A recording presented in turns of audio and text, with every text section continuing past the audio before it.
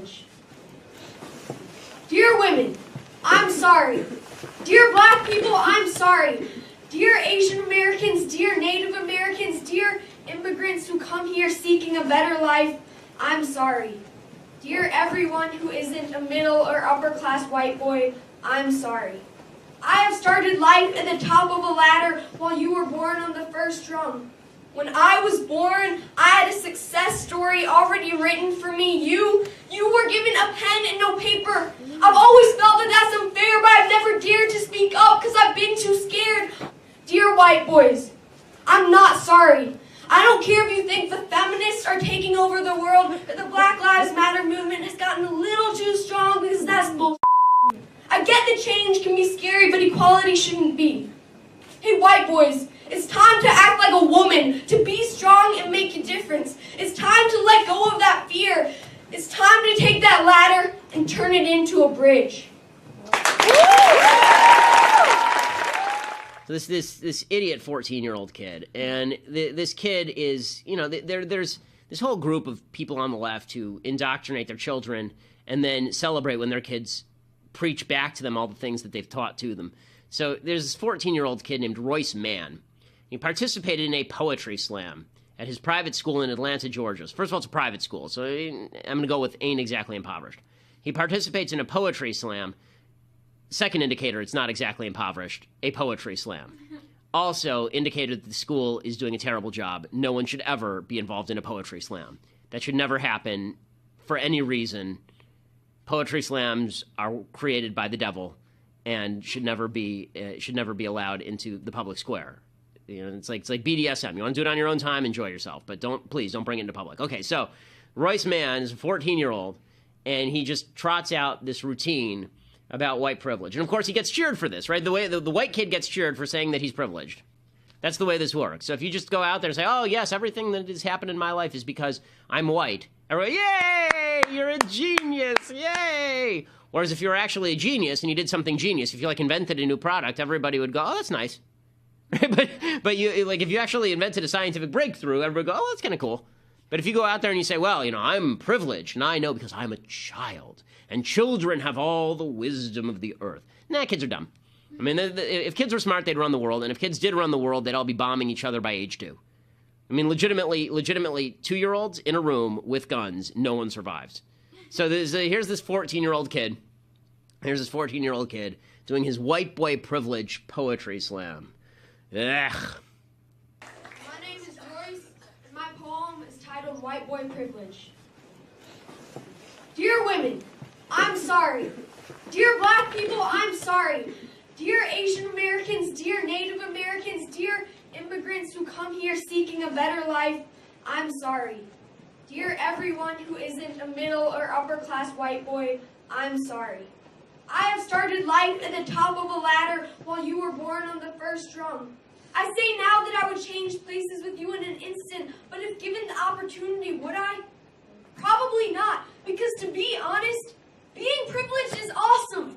I'm not saying that you and me on different rungs of the ladder is how I want it to stay. I'm not saying that any part of me has for a moment even liked it that way. I'm just saying that I love being privileged and I'm not ready to give that away. I love it because I can say and not one of you is attributing that to the fact that everyone with my skin color has a dirty mouth. I love it because I don't have to spend an hour every morning putting on makeup to meet other people's standards. I love it because I can worry about what kind of food is on my plate instead of whether or not there will be food on my plate. I love it because when I see and then he goes along these officer, lines. Okay, let me explain something to you, stupid 14-year-old child. Everyone in life, everyone is born in a different circumstance. All the people are born in different circumstances. Yes, some of those are better. Yes, some of those are worse. But if you don't have equal rules that apply to everyone, it matters where you end up in life and what direction you're going, not where you started. If you think that where you started is where you end up, then you're living in a tyranny. If you think that where you started should not determine where you end up, then you're in favor of freedom and you should get out of the way instead of just wandering around talking about how privilege is an unalterable lack of privilege is an unalterable burden that you can't overcome. You're just stuck. No matter if you're born without privilege, then you're just stuck. Of course, people are born with different privileges. They're born with two parents instead of one parent. They're born rich instead of poor. They're born smart instead of stupid. Like, this happens. That doesn't mean that the solution to that is to simply apologize for your privilege and then suggest that that privilege is unalterable and you're stuck where you are. Again, that's part of the whole tear down the entire system routine. Because if you're stuck where you are, that's unfair. We have to tear down the entire system. And by the way, I don't attribute the kid saying the F word to the fact that he has that he's white. I don't attribute black people saying the F word to the fact that they're black. I attribute people who are 14 years old saying the F word to the fact that they have crappy parents. That's what I attribute that to. Regardless, and crappy teachers who are sitting there just nodding along. How about, again, equal standards applied to everyone. That doesn't mean we all finish up in the same place. It doesn't even mean that we all have equal opportunity, so to speak, because the fact is that we don't. I don't have an equal opportunity to play in the NBA. Number one, I have no outside jump shot. Number two, I can't exactly post up. I'm 5'9". Right? So, but that doesn't mean that the rules don't apply to everyone equally, and what you make of those rules is up to you. It's your job to make sure that you succeed in life. It's the government's job to make sure that everyone else gets out of your way. It's not the government's job to correct what Thomas Sowell calls cosmic imbalances. There's no quest for cosmic justice inherent in life. And sitting there complaining about how you're born, welcome to Earth. Welcome to Earth. Nobody begged to be born. None of us had a choice in that. And nobody begs to die, or very few people do. We don't have a choice in that either.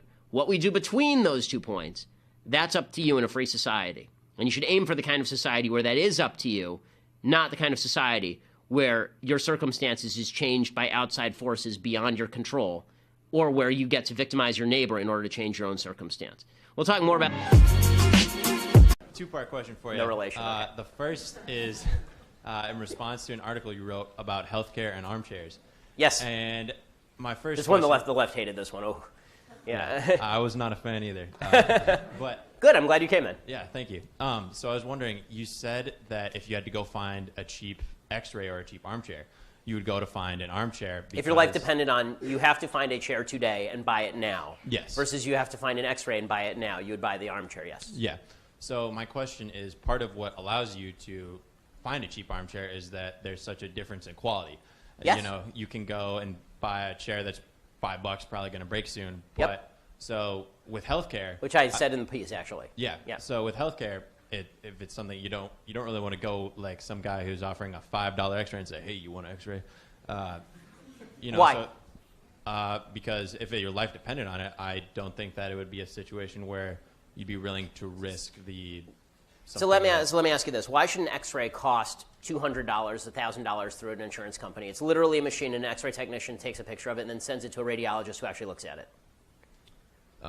Right, or a doctor looks at it. So I don't know enough about the healthcare industry to answer that. But the reason I'm saying this is because what I'm saying is that one of the reasons these things are so much more expensive and so much less competitive is because you do not actually have a free market in healthcare. You have a heavily, heavily regulated market in healthcare. If you want cheap X-rays, you have to have a competition in the X-ray business. There is no competition in the X-ray business. You can't go and look up a list of X-ray companies that are going to give you an X-ray today and then call them for the lowest price. In fact, if you go into the doctor right now and you say, I want you to take a look at this X-ray, how much will it cost me? The doctor will tell you, I can't give you that answer. Right? The doctor will tell you, I'm going to have to talk to your insurance company, or maybe I'm going to have to run it through my system, and then I'll get back to you. Is there any other product in America where if you went into a restaurant and you said, how much is that cup of coffee? They said, drink the cup of coffee, we'll tell you later. Right? It's not a free market. The point that I was making with the armchair comparison is not, of course, that armchairs are morally equivalent to healthcare. Obviously, people need healthcare more.